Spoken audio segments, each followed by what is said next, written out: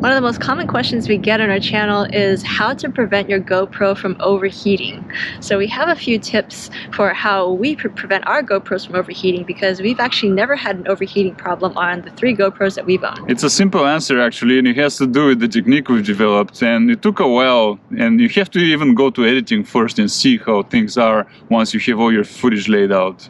Yeah, so I have a video that I did recently about how I edit GoPro videos using Final Cut Pro. And so if you go ahead and look at that video, you see that we start off with, this was filmed over maybe 24 hours, but in 24 hours time we filmed maybe 40 minutes worth of footage, and that's what we start out with. But at the very end, our last video is about 13 minutes long, so we actually cut quite a bit of the footage that we do end up shooting. So given that you end up with so little of the footage, you know you're going to actually be clipping it. You're going to be making many cuts, and what we've started doing is we clip with the camera itself. So we more so premeditate our segments, and we make sure they're small enough, and then when it's time we clip it, we turn the camera off, and it rests until we're ready for the next segment. It's very rarely when we do a huge segment. Yeah, so on average I would say most of our little clips are no longer than 5 minutes long, and that really helps us preserve battery life, and it also helps prevent the camera from overheating. Even though we're shooting in 4K 30 like most of the time, so we're shooting at almost maximum resolution, and yet we never have overheating problems. And another advantage to doing that is that if you do film for long segments, you might notice that when you look at your footage on the SD card, that GoPro it actually clips it to 5 minutes anyway, so that your a 20-minute long video that you might film is actually going to be sectioned off within the GoPro SD card. Yeah, which is kind of annoying, so we prevent that too with clipping on our own. And this is not to say this is the case for every type of shot and everything and every style.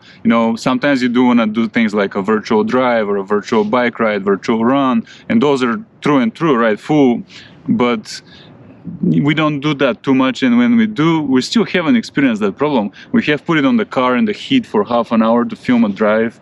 I have done a bike ride, and we haven't seen it crash too much.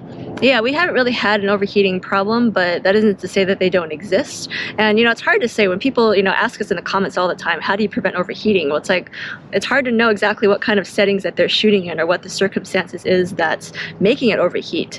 And again, the way that we shoot, we mostly just cut in increments, and that really helps us not only prevent the camera from overheating and saving our battery life and our memory card life, but it also helps us later, because we just know that the type of videos that we make, the ones that tend to be more engaging with the viewers anyway, are actually shorter videos that tend to be under 20 minutes long. So yeah, that's our number one tip.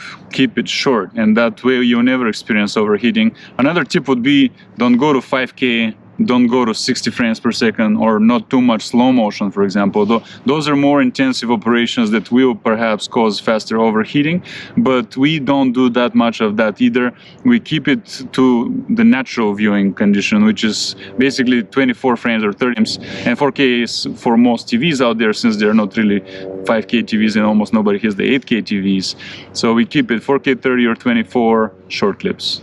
I guess the main thing you'd have to ask yourself is, if you want to be shooting in 5K 60, it's like, well, what for? What are you going to end up using that video for? And if you're going to be shooting for, full hour or 2 hours long, like, what's your final product going to be? Are you going to sit back and try to watch that entire video, like from start to finish? Or if you're going to, clip it into another type of video, like, what's your end product going to be? And that's really the way to think about how you film with the GoPro and the settings that you use to not only prevent the overheating problem, but just save yourself time in post-production and make a video that people actually want to sit down and watch, because that's really the end goal, right? Is that we're making videos that we want other people to see.